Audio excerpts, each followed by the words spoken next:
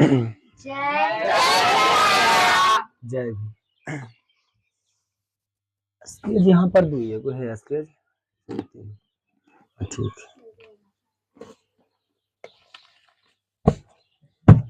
बाप रे कितना गंदा है।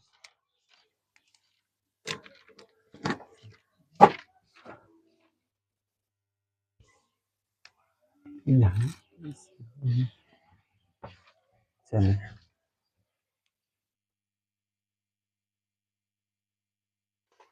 हिस्ट्री पढ़ रहे हैं।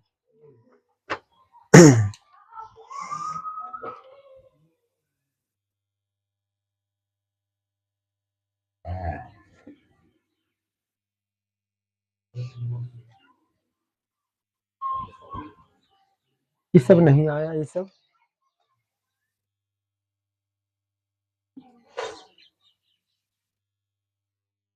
जाओ देख क्या होता। ऐसे हम बोले थे सुबह छुट्टी ना है, तक यही गुण से हो सकता शायद नहीं आई होगी ना। स्कूल गई थी तीनों? स्कूल भी नहीं।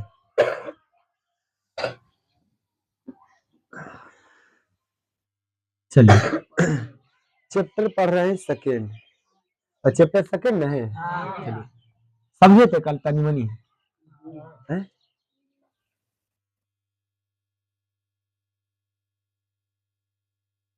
चलिए चैप्टर सेकेंड में बउआ हिस्ट्री चल रहा है ना, क्या चल रहा है?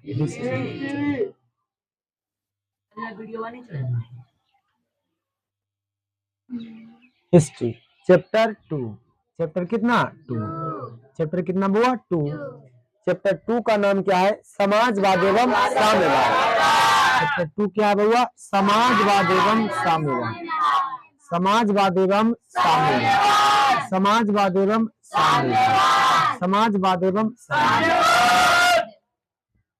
पहला चैप्टर पढ़े यूरोप में राष्ट्र। एक प्रश्न यहाँ बन सकता है, आखिर समाजवाद एवं साम्यवाद ही चैप्टर क्यों बना? सेकेंड चैप्टर देखो है ना, अभी फर्स्ट चैप्टर जब पढ़े तो वहां पर बउआ राजतंत्र व्यवस्था था। कैसा व्यवस्था था? राजतंत्र व्यवस्था था। राजाओं का शासन था। किसका शासन था? राजाओं का शासन था। और किसी भी प्रकार का आम जनता को हक और अधिकार प्राप्त नहीं थे। और इसके लिए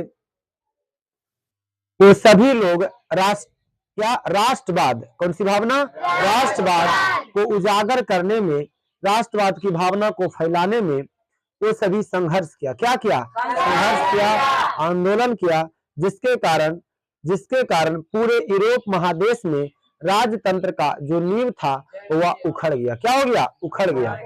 राजतंत्र क्या हो गया? उखड़ गया। अब यहाँ पर जय भीम। और तब वह सेकेंड चैप्टर में यहाँ पर पढ़ेंगे कि जब फर्स्ट चैप्टर लास्ट पढ़ रहे थे तो धीरे धीरे वहां पर वह 19वीं शताब्दी के अंततः वो वहां पर फैक्ट्री की स्थापना होने लगा था। अब जैसी फैक्ट्री यानी औद्योगिक क्रांति, कौन सी क्रांति बउआ? कौन सी क्रांति? औद्योगिक क्रांति। राष्ट्रवाद के बाद यूरोप में, कौन सा महादेश में? यूरोप में राष्ट्रवाद के बाद तो धीरे धीरे वहां पर औद्योगिक क्रांति हो रहा था। कौन सी क्रांति? औद्योगिक क्रांति। कौन सी क्रांति बउआ? औद्योगिक क्रांति। यानी धीरे धीरे यूरोप महादेश के अलग अलग देशों में कल कारखाना और फैक्ट्री स्थापना शुरू होने लगा था। क्या शुरू होने लगा था? इंडस्ट्री में अगर सबसे पहले पूछेगा कि इंडस्ट्री कौन सा महादेश से शुरुआत? यूरोप महादेश से। फैक्ट्री कहाँ सबसे पहले स्थापित हुआ? यूरोप महादेश में। कौन सा महादेश में? अब जैसे जैसे यहाँ पर औद्योगिक क्रांति वो स्टार्ट हो रहा था तो इन्होंने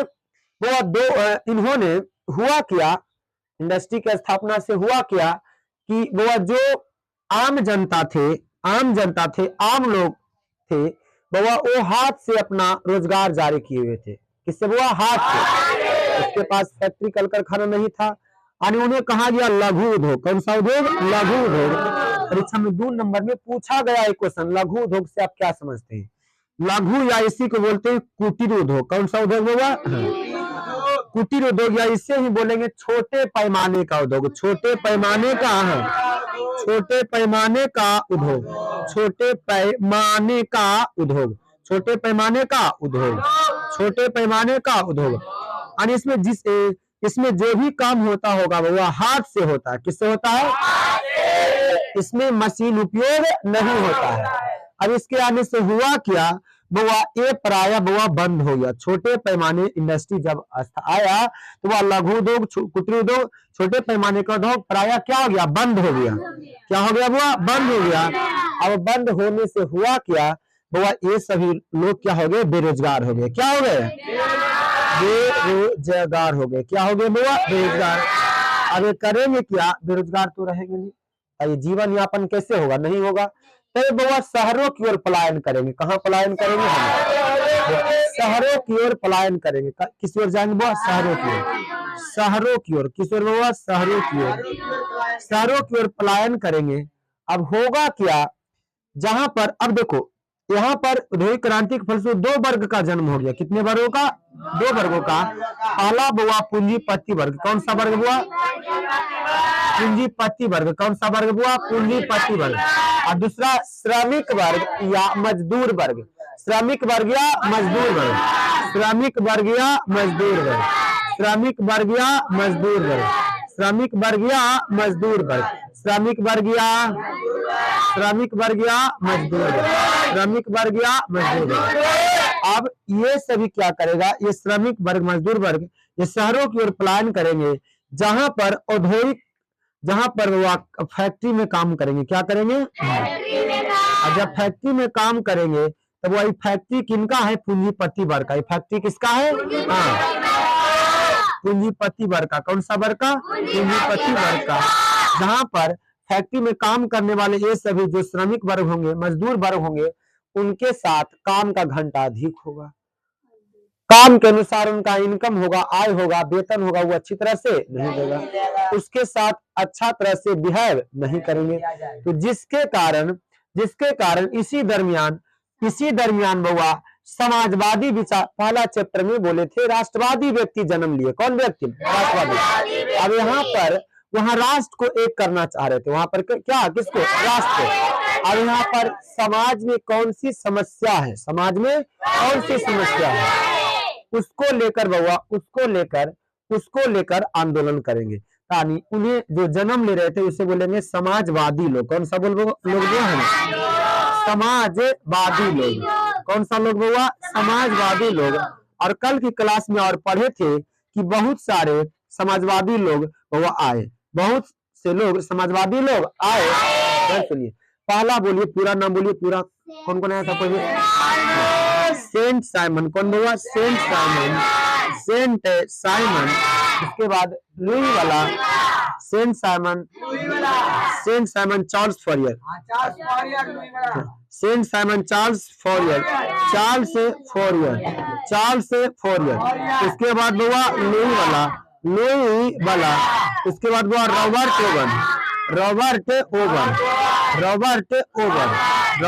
ओवन। उसके बाद कार्ल मार्क्स। उसके बाद बुआ एंगल्स। छठा व्यक्ति कौन है, एंगल्स। कौन है बुआ, एंगल्स। क्या है, एंगल्स। पहला क्या बुआ, सेंट साइमन। पहला क्या है, सेंट साइमन। दूसरा बुआ चार्ल्स फॉरियर। दूसरा क्या है, चार्ल्स फॉरियर। तीसरा बुआ लुई वाला। तीसरा क्या है, लुई वाला। चौथा क्या है, रॉबर्ट ओवन। पांचवा बउआ कार्ल मार्क्स। पांचवा कौन, कार्ल मार्क्स। छठा कौन, एंगल्स।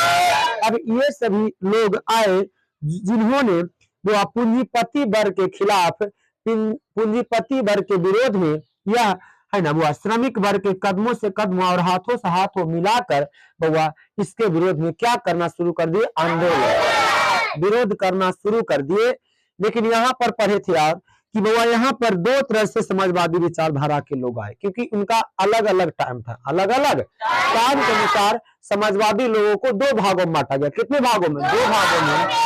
पहला जो था बउआ कार्ल मार्क्स के पूर्व, पहला था बउआ कार्ल मार्क्स के पूर्व। पहला जो था कार्ल मार्क्स के पूर्व, पहला था कार्ल मार्क्स के पूर्व, कार्ल मार्क्स के पूर्व।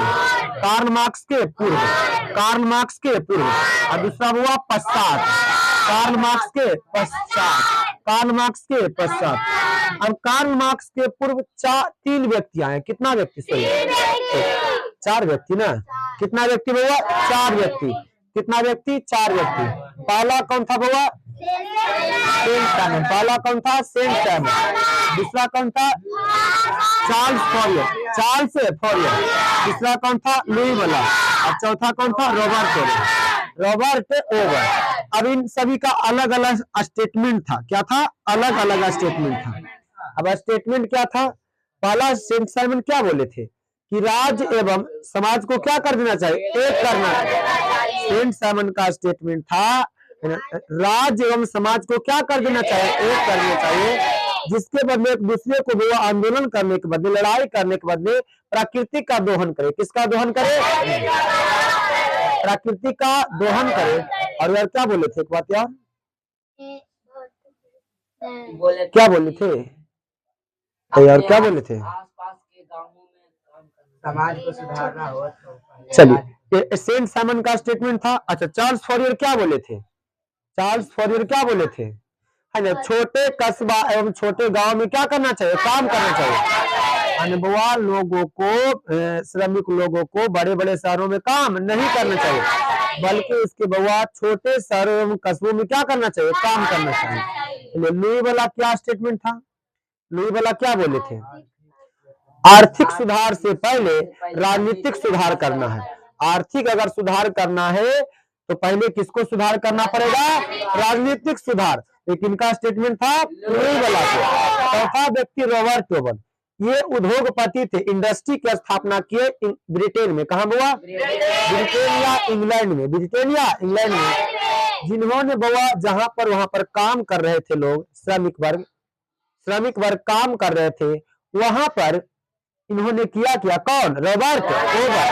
काम करने वाले मजदूरों को काम के घंटे को कम कर दिया, उसको अच्छा वेतन दिया, उसको अच्छा क्या कर दिया? वेतन दिया, तथा उसके साथ वह अच्छी तरह से व्यवहार किया, जिसके कारण यह अनुभव किया रॉबर्ट ओवन कि हमें तो घाटा होना चाहिए। क्या होना चाहिए? लेकिन इसको क्या हुआ? लाभ हुआ। उसी समय स्टेटमेंट दिए कि वास्तविक श्रमिक वही है, वास्तविक श्रमिक वही है जो संतुष्ट है। जो क्या है? उनका स्टेटमेंट है कि वास्तविक श्रमिक वही है जो क्या है? संतुष्ट है। वास्तविक श्रमिक वही है जो संतुष्ट है। कार्ल मार्क्स के पहले के लोगों को कहा गया यूटोपियन समाजवादी। परीक्षा में पूछेगा, कार्ल मार्क्स के पूर्व समाजवादी लोगों को क्या कहा गया? यूटोपियन समाजवादी। क्या कहा गया? यूटोपियन समाजवादी। कार्ल मार्क्स के पूर्व समाजवादी विचारधारा के लोगों को क्या कहा गया? यूटोपियन समाजवादी। जबकि कार्ल मार्क्स के पश्चात आने बाद में क्या गया? वैज्ञानिक समाजवादी। जो कार्ल मार्क्स आए थे कौन से समाजवादी मानेंगे? वैज्ञानिक समाजवादी है। कार्ल मार्क्स कौन विचारधारा मानेंगे? यहाँ तक कल हो गया था ना। अब आगे बढ़ते हैं।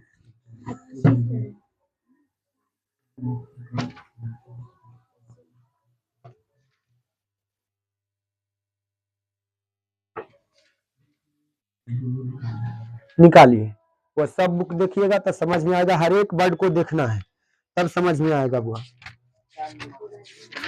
चलिए, यहाँ पर एकदम, यहाँ भी पढ़े ट्रेलर था। अब मेन पिक्चर यहाँ से स्टार्ट होता है। मेन पिक्चर यहाँ से प्रश्न भी बनेगा और क्वेश्चन भी लघु उत्तरीय क्वेश्चन बनेगा। समझ गया ना? यहाँ से मेन फिल्म स्टार्ट हो जाता है सेकंड चैप्टर का। पहला ही क्वेश्चन इधर दिया होगा, कार्ल मार्क्स के जीवनी को लिखे। देखो नहीं तो पहले क्वेश्चन देख लो, संतुष्ट हो जाना, हम सीरियस होकर देखेंगे। कार्ल मार्क्स के जीवनी एवं सिद्धांतों का वर्णन करें। ये क्वेश्चन नहीं है।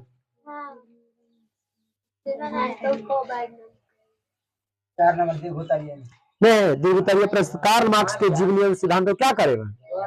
समझ गया ना? यही क्वेश्चन है और यही आज निबंध में देंगे, इसलिए ध्यान से अच्छा सुनिए तो वो एक एक क्वेश्चन एकदम याद हो जाएगा। चलिए, तो यहाँ पर अगर क्वेश्चन हम बना करके लिखे तो आएगा परीक्षा में, कार्ल मार्क्स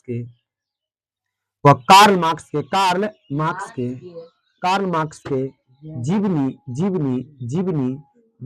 एवं सिद्धांतों को लिखे, सिद्धांतों को लिखे। चलिए, कार्ल मार्क्स, नाम समझिए आराम से। चलिए, व्यक्ति का नाम क्या है? Karl Marx. चलिए, तो कितना ऑब्जेक्टिव बनेगा? जितना बार बोलेंगे उतना बार बोलिए, ऑब्जेक्टिव छूटने वाला नहीं है। यहीं पर क्या हो जाएगा? आध। कार्ल मार्क्स, क्या हुआ? Karl Marx. वो कितना ऑब्जेक्टिव बनता है? कार्ल मार्क्स यूपीएससी जो तैयारी करता है इसी प्रकार का नोट्स लिखता है, जैसे हम लिखेंगे अभी, जो यूपीएससी तैयार करता है, समझ गए ना? हम सभी शब्दों में 10 पे जान लिखते हैं, वो सिर्फ पॉइंट लिखते हैं। क्या लिखते हैं? और किस प्रकार अपने से लिख सकता है, समझ गए ना? हम जैसे लिखेंगे वैसे लिखता है, तो बड़ा नहीं, खाली पॉइंट लिखता है, वो अपने से बनाने की कोशिश करता है आंसर राइटिंग में, समझ गए ना? हाँ, यहाँ पर देखिए एक का ऑब्जेक्टिव बनेगा। ये महोदय कौन है? कार्ल मार्क्स से। कौन हुआ? Karl Marx. अब इनका जो पहला ही ऑब्जेक्टिव, जितना लिखेंगे समझिए सब ऑब्जेक्टिव रहेगा। पहला ऑब्जेक्टिव हुआ कार्ल मार्क्स। कार्ल मार्क्स का जन्म जर्मनी में कहा हुआ? हाँ, कार्ल मार्क्स का जन्म कहाँ हुआ? जर्मनी। चलिए, कार्ल मार्क्स का जन्म कहाँ हुआ? कार्ल मार्क्स का जन्म कहाँ हुआ? जर्मनी। कार्ल मार्क्स का जन्म कहाँ हुआ? जर्मनी। कार्ल मार्क्स का जन्म कहाँ हुआ? जर्मनी। कौन सा महादेश में? जर्मनी को एकीकरण करने में महत्वपूर्ण भूमिका किसने निभाया? बिस्मार्क ने कौन सी नीति का अवलंबन किया था? बिस्मार्क को किसने जर्मनी का चांसलर बनाया था? कौन? विलियम प्रथम। विलियम प्रथम। विलियम प्रथम। विलियम प्रथम। विलियम प्रथम कहाँ का चांसलर बनाया था? जर्मनी का। जर्मनी का। जर्मनी का। चलिए, यहाँ पर कार्ल मार्क्स से दिख रहा है कैसे ऑब्जेक्टिव टर्निंग मार रहा है। हाँ, चलिए, कार्ल मार्क्स का जन्म कहाँ हुआ? जर्मनी में। कार्ल मार्क्स का जन्म कहाँ हुआ? जर्मनी। तो कब हुआ? 5 मई 1818 ईस्वी में। 5 मई 5 मई बोलिएगा उतना याद होगा। 5 मई 5 मई कार्ल मार्क्स का जन्म कहाँ हुआ? जर्मनी। कार्ल मार्क्स का जन्म कहाँ हुआ? जितना पूछेंगे उतनी बोलिए। कार्ल मार्क्स का जन्म कहाँ हुआ? जर्मनी में। कार्ल मार्क्स का जन्म कब हुआ? 5 मई 1818 ईस्वी में हुआ। स्थान राइन प्रांत के टियर नगर में। राइन प्रांत के कहाँ हुआ? राइन प्रांत के टियर नगर में। राइन प्रांत के राइन प्रांत के राइन प्रांत के राइन प्रांत के कार्ल मार्क्स का जन्म कहाँ हुआ? जर्मनी में। कब हुआ? 5 मई 1818 ईस्वी में। कौन सा स्थान पर? राइन प्रांत के टियर नगर में। राइन प्रांत के आगे सुनिए। वो अहूदी परिवार थे, मतलब धर्म था अहूदी। क्या था वो? अहूदी। जैसे मुस्लिम हुआ उसी प्रकार अहूदी हुआ। क्या हुआ? अहूदी ईसाई धर्म में। कौन सा धर्म है? हाँ, यहूदी बाद में चलकर ईसाई धर्म को अपना लेंगे। तो अहूदी परिवार में हुआ। कौन सा परिवार में हुआ? कार्ल मार्क्स का जन्म कौन सा परिवार में हुआ? कार्ल मार्क्स का जन्म कौन सा परिवार में हुआ? कार्ल मार्क्स के पिता हेनरिक मार्क्स थे। कार्ल मार्क्स का पिता कौन थे? कार्ल मार्क्स के पिता कौन थे? Heinrich marks. कार्ल मार्क्स के पिता कौन थे? कार्ल मार्क्स के पिता कौन थे? Heinrich marks. हेनरिक मार्क्स वह इनके पिताजी पेशे से वकील थे। इनके पिताजी पेशे से क्या थे? इनके पिताजी पेशे से क्या थे? वकील थे। वह इनके पिताजी पेशे से क्या थे? वकील। वह पेशे से क्या थे? वकील थे। जिन्होंने बाद में चलकर ईसाई धर्म को ग्रहण कर लिए। कौन सा धर्म को? हाँ, इनके पिताजी बाद में चलकर कौन सा धर्म को ग्रहण कर लिए? कौन सा धर्म को? ईसाई धर्म। कार्ल मार्क्स का जन्म कौन सा देश में? जर्मनी में। कब हुआ? 5 मई 1818। स्थान क्या है? राइन प्रांत के टियर नगर में। राइन प्रांत के टियर नगर में। कौन से परिवार में? अहूदी परिवार में। कौन सा परिवार में? अहूदी परिवार में। पिताजी का नाम क्या है? Heinrich Marx. पिताजी का नाम क्या है? Heinrich Marx. इनके पिताजी पेशे से क्या है? वकील। इनके पिताजी पेशे से क्या है? बाद में चलकर ये कौन सा धर्म को अपना लिए? ईसाई धर्म। कौन सा धर्म को? ईसाई धर्म। मार्क्स ने बोना विश्वविद्यालय में विधि की शिक्षा का ग्रहण किया। चलिए बुआ, है ना, कार्ल मार्क्स ने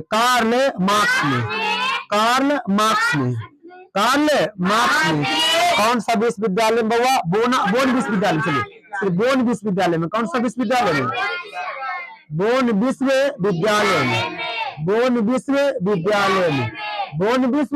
में विधि की शिक्षा ग्रहण किया। कौन सी शिक्षा हुआ? एडवोकेट, वकालत करने, विधि की शिक्षा। कौन सी शिक्षा हुआ? कौन सी शिक्षा? परीक्षा पूछेगा कि कार्ल मार्क्स कौन सा विश्वविद्यालय में विधि की शिक्षा ग्रहण किया? बोन विश्वविद्यालय में। कौन सा विश्वविद्यालय में? बोन विश्वविद्यालय। कौन सा विश्वविद्यालय में? बोन विश्वविद्यालय। कौन सा विश्वविद्यालय में? बोन विश्वविद्यालय शिक्षा ग्रहण की। परंतु 1836 में बर्लिन चले गए। चलिए 1836 में कहाँ चले गए? तो 1836 में कहाँ चले गए? 1836 में कहाँ चले गए? बर्लिन। 1836 में कहाँ चले गए? बर्लिन। दूसरा देश चले गए, बर्लिन चले गए, बर्लिन विश्वविद्यालय चले गए। सॉरी, बर्लिन विश्वविद्यालय कहाँ चले गए? बर्लिन विश्वविद्यालय, बर्लिन। चलिए बोन विश्वविद्यालय के बाद कहाँ चले गए? बर्लिन विश्वविद्यालय। वह चले गए जहां उनके जीवन को एक नया मोड़ मिला। किसको? Karl Marx. किसको मिला हुआ? Karl Marx. यहाँ पर कितना ऑब्जेक्टिव बन गया। चलिए बोलिए, वो कार्ल मार्क्स का जन्म कहाँ हुआ? कार्ल मार्क्स का जन्म कहाँ हुआ? जन्म कब हुआ? हाँ, बाद में इतना ना बोलना पड़े इसलिए अब ये बोलेंगे, है ना। जन्म कब हुआ? 5 कहाँ हुआ? राइन प्रांत के क्लियरनगर में। कहाँ हुआ? राइन प्रांत के राइन प्रांत के क्लियरनगर। कौन से परिवार से संबंधित थे? यहूदी परिवार से। कौन से परिवार से? यहूदी परिवार से। पिताजी का नाम क्या है? Heinrich Marx. पिताजी का नाम क्या है? Heinrich Marx. इनके पिताजी पेशे से क्या है? इनके पिताजी पेशे से क्या है? वकील। बाद में चलकर कौन सा धर्म को अपना लिया? वह कार्ल मार्क्स कौन से विश्वविद्यालय में पढ़े थे? बोन विश्वविद्यालय में। कौन सा विश्वविद्यालय? बोन विश्वविद्यालय में किसकी शिक्षा ग्रहण किया? विधि की शिक्षा। वह बाद में 1836 में कहाँ चले गए? बर्लिन विश्वविद्यालय। कौन सा विश्वविद्यालय? बर्लिन विश्वविद्यालय। अब हुआ क्या? मार्क्स, कार्ल मार्क्स हेगेल के विचारों से प्रभावित था। बताइए, हेगेल के विचार में पढ़े है ना? वह हेगेल के विचारों से प्रभावित था मेजनी और बिस्मार्क। मेजनी और हेगेल जो था वह राष्ट्रवादी व्यक्ति था। कैसा व्यक्ति था? फर्स्ट चैप्टर में पढ़े थे कि इससे मेजनी प्रभावित हुआ था और बिस्मार्क। अब यहाँ पर वो कार्ल मार्क्स क्या हो रहा है? प्रभावित हो रहा। उसके मतलब उसके बायोग्राफी को जाना है, उसका नियम और थ्योरी को जाना है, उसके बायोग्राफी को पढ़ा है, उसके जीवन का मुख्य विचारों को जाना है। कौन? Karl Marx. किसके विचारों को? तो परीक्षा मिला, पूछा गया, पूछल भी है कि वह कार्ल मार्क्स किसके विचारों से प्रभावित था? Karl Marx, Karl Marx, Karl Marx किसके विचारों से प्रभावित थे? किसके विचारों से प्रभावित थे? हेगेल के विचारों से। किसके विचारों से? किसके विचारों से? हेगेल के विचारों से। हेगेल कैसा व्यक्ति था? राष्ट्रवादी। कैसावादी? राष्ट्रवादी। हेगेल के विचारों से प्रभावित था। फिर 1843 में बचपन के मित्र जेनी से विवाह कर लिया, है ना। 1843 में 1843 में बताइए, बचपन का मित्र, बचपन का मित्र, बचपन का मित्र, बचपन का मित्र, बचपन का मित्र, बचपन का मित्र। मित्र का नाम क्या है? जेनी। क्या नाम है? जेनी। क्या नाम है? जेनी। हाँ, खुश हो रहा जी। तुम सबके बचपन के मित्र से करना है न मुस्कुरा रहा है, शादी ब्याह पर न मुस्कुरा जाता है। चलिए चलिए, कार्ल मार्क्स का विवाह कब हुआ? 1843 में। कैसा मित्र? बचपन का मित्र। मित्र का नाम क्या है? जेन। लेकिन जन्म कब हुआ? 1818 में और 1843 में। 1843 में मैंने कई साल के बाद, इधर 2 साल हो गया, इधर 3 2 5 5 20 25 साल। लगभग कितना साल में कर रहा? 25 साल में। लगभग कितना साल में? 25 साल में। बचपन का मित्र का नाम क्या है? जेन। तो जब पूछेगा कार्ल मार्क्स के बचपन का मित्र क्या नाम था? जेन। इससे क्या कर लिया था? उसने राजनीतिक एवं सामाजिक इतिहास पर मॉन्टेस्क्यू तथा रूसो के विचारों से भी प्रभावित था। वह मॉन्टेस्क्यू और रूसो भी वह 9th में आया था व्यक्ति। ये दोनों कहाँ पे आया था? 9th में। मॉन्टेस्क्यू और रूसो ये भी समाजवादी व्यक्ति थे और राष्ट्रवादी व्यक्ति थे, है ना। रूसो और मॉन्टेस्क्यू, रूसो और मॉन्टेस्क्यू, इसके विचार से भी कार्ल मार्क्स क्या हुए? प्रभावित हुए। गहन अध्ययन किया, उनके बारे में पढ़ा। कार्ल मार्क्स का मुलाकात पेरिस में। कार्ल मार्क्स का मुलाकात, कार्ल मार्क्स का मुलाकात, कार्ल मार्क्स का हुआ मुलाकात, कार्ल मार्क्स का मुलाकात, कार्ल मार्क्स का मुलाकात कहाँ हुआ? पेरिस में। किसकी राजधानी है? फ्रांस की। फ्रांस की राजधानी पेरिस हुआ 1844 में। 1844 में मिलन हुआ वह किसके साथ? फ्रेडरिक एंगल्स के साथ। मिलन हुआ फ्रेडरिक एंगल्स के साथ। वह फ्रेडरिक एंगल्स के साथ। फ्रेडरिक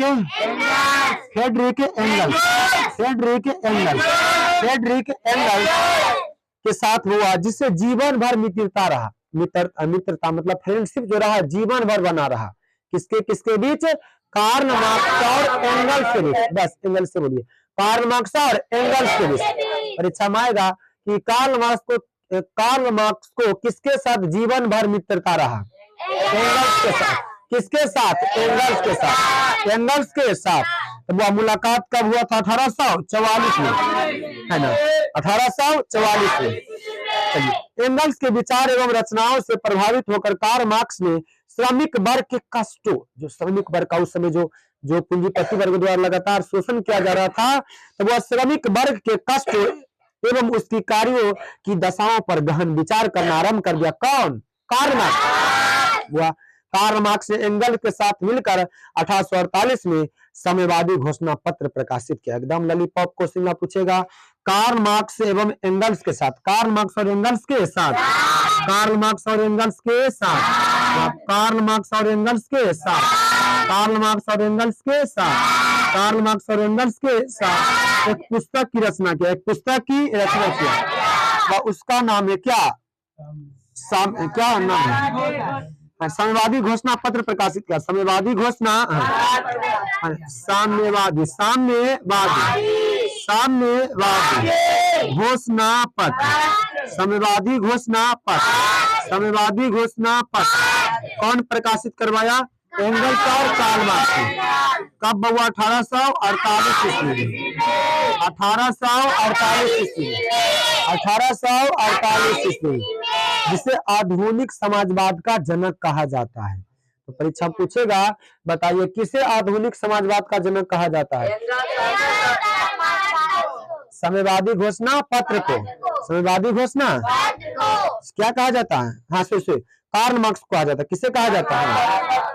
हाँ, उपयुक्त घोषणा पत्र में मार्क्स ने अपने आर्थिक, सामाजिक और राजनीतिक, तीनों को, अगर ये दोनों सुधार हो गया तो वह समाज चेंज हो जाएगा, राष्ट्र चेंज हो जाएगा। कौन कौन? आर्थिक, राजनीतिक, सामाजिक। आर्थिक, राजनीतिक, आर्थिक, सामाजिक, राजनीतिक, आर्थिक, सामाजिक, राजनीतिक। चलिए, वह विचारों को स्पष्ट रूप से व्यक्त किया। कार्ल मार्क्स ने विश्व के उन गिने चुने चिंतकों, मतलब चिंतित थे समाज को लेकर, गिने चुने चिंतकों में से एक है जिसने इतिहास की धारा को व्यापक रूप से प्रभावित किया। एक बार एकदम इसके बाद 1867 में बहुत ही भयानक पुस्तक निकालता हुआ, है ना। 1867 में, 1867 में कार्ल मार्क्स ने दास कैपिटल नामक पुस्तक क्या किया? रचना किया। कौन सी पुस्तक? वो एकदम परीक्षा मिला lollipop question, Das Kapital, Das Kapital. चलिए, परीक्षा पूछेगा कि दास कैपिटल की रचना कब हुआ? किसने किया? Karl Marx. किसने किया था? Karl Marx. किसने किया था? Karl Marx. चलिए, दास कैपिटल पुस्तक की रचना कब हुआ? 1867 में। दास कैपिटल नाम पुस्तक की रचना कब हुआ? 1867 में। किसने किया था? कार्ल मार्क्स ने। या इसी पुस्तक को समाजवादियों का बाइबिल कहा जाता। क्या कहा जाता है? परीक्षा में पूछेगा समाजवादियों, समाजवादियों की बाइबिल किसे कहा जाता है? समाजवादियों की बाइबिल किसे कहा जाता है? दास कैपिटल को। समाजवादियों की बाइबिल किसे कहा जाता है? समाजवादियों की बाइबिल किसे कहा जाता है? दास कैपिटल को। समाजवादियों की बाइबिल किसे कहा जाता है? दास कैपिटल को। अब इसके बुआ इसने निम्नलिखित थ्योरी दिया। देखो सिद्धांत कौन कौन सी सिद्धांत दिया, नीचे 5 को दिया हुआ है। एक बार इसको फिर याद करते हैं। चलिए, तो परीक्षा में आएगा कि कार्ल मार्क्स के जीवनी एवं सिद्धांतों क्या करे? लिखे। कार्ल मार्क्स के जीवनी एवं सिद्धांतों क्या करे? तो अधूरा। चलिए एक बार बोलिए, कार्ल मार्क्स का जन्म कहाँ हुआ? इधर देखो, इधर देखिए, कार्ल मार्क्स का जन्म कहाँ हुआ? 3 बार। कार्ल मार्क्स का जन्म कहाँ हुआ? कब हुआ? कब हुआ? 3 बार बोलेंगे, कब हुआ? कहाँ हुआ? कहाँ हुआ? कहाँ हुआ? कौन से परिवार से संबंधित है? यहूदी। यहूदी। कौन से परिवार से? कौन से परिवार से? पिताजी का नाम? पिताजी का नाम हेनरिक मार्क्स। पिताजी का नाम? उनके पिताजी पेशे से क्या थे? उनके पिताजी पेशे से क्या थे? उनके पिताजी पेशे से क्या थे? बाद में चलकर इन्हें कौन सा धर्म अपना लिए? बाद में चलकर इन्होंने कौन से धर्म को अपना लिए? बाद में चलकर इन्होंने कौन से धर्म को अपना लिए? कार्ल मार्क्स ने कौन सा विश्वविद्यालय में पढ़े? कार्ल मार्क्स कौन से विश्वविद्यालय में पढ़े? कार्ल मार्क्स कौन से विश्वविद्यालय में पढ़े? बोन विश्वविद्यालय। जहाँ पर किसकी शिक्षा ग्रहण किया? विधि की शिक्षा। कौन सी शिक्षा? विधि की शिक्षा। कौन सी शिक्षा? विधि की शिक्षा। इसके बाद वो 1836 ईस्वी में कहाँ चले गए? बर्लिन विश्वविद्यालय। और उसके बाद 1836 में कहाँ चले गए? 1836 में कहाँ चले गए? बर्लिन विश्वविद्यालय। बर्लिन विश्वविद्यालय, जहाँ पर वो किनके विचारों से प्रभावित हुए? हेगेल के विचारों से। कार्ल मार्क्स किसके विचारों से प्रभावित हुए? हेगेल के विचारों से। फर्स्ट चैप्टर में कौन प्रभावित हुए थे? मेजनी और बिस्मार्क। मेजनी और बिस्मार्क। हेगेल कैसा था? राष्ट्रवादी व्यक्ति। हेगेल कैसा था? राष्ट्रवादी व्यक्ति। यहाँ पर भी कार्ल मार्क्स क्या होता है? प्रभावित होता है। चलिए, बचपन के मित्र वो कौन है? जेनी। बचपन का मित्र कौन है? कार्ल मार्क्स के बचपन का मित्र कौन है? कार्ल मार्क्स के बचपन का मित्र कौन है? जिनसे कब विवाह कर लिया? विवाह है, कब विवाह कर लिया? 1843 में। वह उनके मुलाकात कहाँ हुआ? पेरिस में। वह एक दोस्त है, मुलाकात कब हुआ? पेरिस में। कब हुआ? 1844 में। किसके साथ हुआ? एंगल्स के साथ। किसके साथ हुआ? एंगल्स के साथ। जिनसे जीवन भर क्या रहा? मित्रता बना रहा। जीवन भर मित्रता। अब वह फिर बाद में कार्ल मार्क्स और एंगल्स ने वह साम्यवादी घोषणा पत्र क्या किया? प्रकाशित किया। साम्यवादी घोषणा पत्र क्या किया? प्रकाशित किया। कब किया? 1848 में। 1848 ईस्वी। इसके पश्चात कार्ल मार्क्स ने 1867 ईस्वी में 1800 पर्सनल सिर्फ यही लिखे 1867 ईस्वी में दास कैपिटल नामक पुस्तक की क्या किया? रचना किया, जिसे समाजवादियों का क्या कहा जाता है? लिखा जाएगा। कैसे लिखेंगे? कैसे बोलेंगे? लिखेंगे कार्ल मार्क्स का जन्म कहाँ हुआ? जर्मनी। जर्मनी में 5 मई 1818 ईस्वी में। वह राइन प्रांत के टियर नगर में। उनके पिताजी पेशे से वकील थे, जो यहूदी परिवार से संबंधित थे। बाद में चलकर इन्होंने ईसाई धर्म को अपना लिया। ईसाई धर्म को अपना लिया। बोन विश्वविद्यालय में कार्ल मार्क्स ने विधि की क्या किया, शिक्षा का ग्रहण किया। उसके बाद 1836 में बर्लिन विश्वविद्यालय में चले गए। कौन सा विश्वविद्यालय, बर्लिन विश्वविद्यालय में। कौन सा विश्वविद्यालय में, हाँ बर्लिन विश्वविद्यालय में, जहां पर वो हुआ हेगेल के विचारों से क्या हुआ, काफी प्रभावित हुआ। हेगेल के विचारों से काफी क्या हुआ, प्रभावित हुआ। बचपन के मित्र 1847 में जेनी से क्या कर लिया, विवाह कर लिया। उसके बाद 1844 में मुलाकात एंगल्स के साथ हुआ, जिसके साथ जीवन भर क्या रहा, मित्रता बना रहा। उन्होंने कार्ल मार्क्स और एंगल्स ने हुआ साम्यवादी घोषणा पत्र प्रकाशित किया 1848 में। उसके बाद कार्ल मार्क्स ने 1867 में दास कैपिटल नामक पुस्तक क्या किया, रचना किया, जिसे समाजवादियों का क्या कहा जाता है, जिसे समाजवादियों क्या कहा जाता है। इस प्रकार लिखेंगे तो 4 में 4 मिलेगा, 4 में, समझ गए ना। अब देखो ये 5 थ्योरी दिए कौन, कार्ल मार्क्स। देखो मिटा दिया जाए एक बार, आओ मिटा दे इनका एक बार, आओ चलो एक बार आओ, चलिए एक बार और बोलिए। चलिए कार्ल मार्क्स का जन्म कब हुआ, जर्मनी में। कब हुआ भैया, कहाँ हुआ, बीपीएससी क्वेश्चन है, इससे पूछता था, यही सब रहता है, समझ। कार्ल मार्क्स के जीवनी सिद्धांतों को लिखे, इसको बायोग्राफिक लिखो। तब कुछ रहता है, हिस्ट्री साइंस रहता है, ज्यादा सोशल साइंस रहता है। क्या रहता है, हिस्ट्री, ज्योग्राफी, पॉलिटिक्स, इकोनॉमिक्स रहता है, समझ गए ना। सभी में बीपीएससी या यूपीएससी दोनों में ज्यादा क्या रहता है, सोशल साइंस। मैथ सिर्फ नाम मात्र रहता है, समझ गए ना। ज्यादा सोशल साइंस और साइंस, सोशल साइंस और साइंस, समझ गए ना। चलिए तो वह कहाँ हुआ, राइन प्रांत के टियर नगर में। राइन प्रांत के टियर नगर में। कौन से परिवार में, यहूदी परिवार में। कौन से परिवार में, यहूदी परिवार में। वह पिताजी का नाम क्या है, हेनरिक मार्क्स। पिताजी का नाम क्या है, हेनरिक मार्क्स। वह इनके पिताजी पेशे से क्या थे, वकील थे। इनके पिताजी पेशे से क्या थे, वकील थे। तो कौन सा धर्म को ग्रहण किए, ईसाई धर्म को, और से बाद में चलकर ईसाई धर्म को। कार्ल मार्क्स कहाँ पढ़े हुआ, बोर्ड विश्वविद्यालय में। बताइए किसका शिक्षा ग्रहण किया, विधि की शिक्षा। बताइए 1836 में कहाँ चले गए, बर्लिन विश्वविद्यालय में। कहाँ चले गए, बर्लिन विश्वविद्यालय में। बताइए कार्ल मार्क्स किसके विचारों से प्रभावित थे, हेगेल के विचारों से। बताइए उनके बचपन का मित्र कौन था, जेनी। जिनका विवाह कब हुआ, 1865। बाद में मुलाकात पेरिस में 1844 में किसके साथ हुआ, एंगल्स के साथ, जिसके साथ जीवन भर क्या रहा, मित्रता रहा। कार्ल मार्क्स और एंगल्स ने वो क्या घोषणा पत्र प्रकाशित किया, घोषणा पत्र कब प्रकाशित किया, 1848 में। उसके बाद हुआ कार्ल मार्क्स ने, कौन हुआ, कार्ल मार्क्स ने कब, 1867 में। कौन पुस्तक की रचना किया, दास कैपिटल की पुस्तक हुआ, जिसे क्या कहा जाता है, जिसे कहा जाता है समाजवादियों की बाइबिल। जिसे क्या कहा जाता है, समाजवादियों की बाइबिल। समाजवादियों की बाइबिल, समाजवादियों की।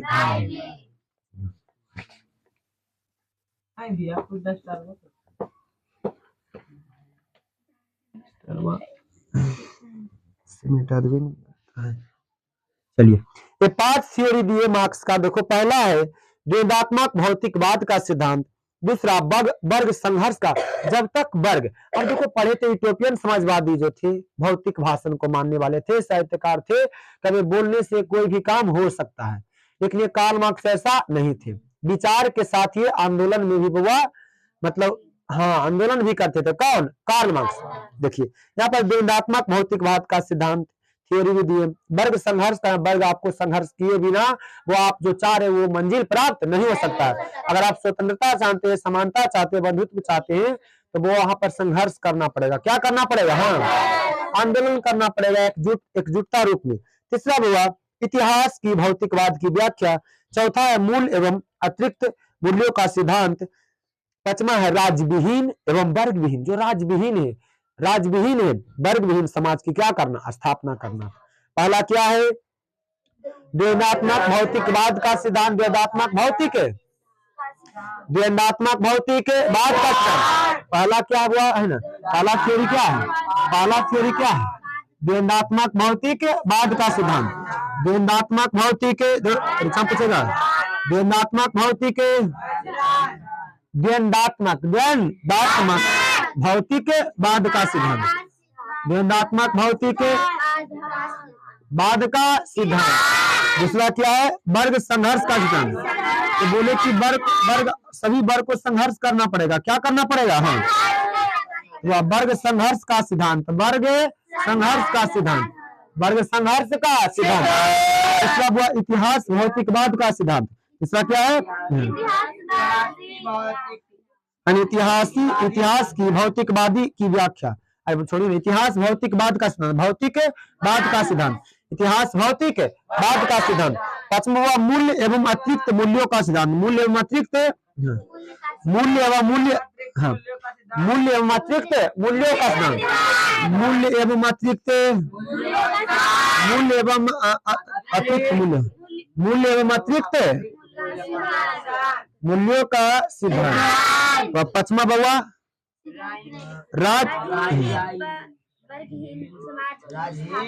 राजहीन कोई दर्जा प्राप्त नहीं है तो वह राजहीन एवं वर्गहीन व वर्गहीन समाज क्या करना? समाज बनाना। जो राजविहीन है उसको राज का दर्जा देना, राज के लिए लड़ाई लड़ना, एक राज बनाना। और जो वर्गविहीन उसे एक वर्ग बनाना। तो ये किनका विचार था? Karl Marx. अब देखो पहला, अब देखो यहाँ पर देखिए, देखो ऐतिहासिक भौतिकवाद। ऐतिहासिक भौतिकवाद पहला देखिए यहाँ पर क्या है, इसमें क्या स्टेटमेंट है इनका। देखो, कार्ल मार्क्स के द्वारा इतिहास की भौतिकवादी व्याख्या प्रस्तुत की गई है। उन्होंने कहा है, उसने कहा है कि इतिहास उत्पादन के साधन पर नियंत्रण के लिए दो वर्गों के बीच चल रहा है।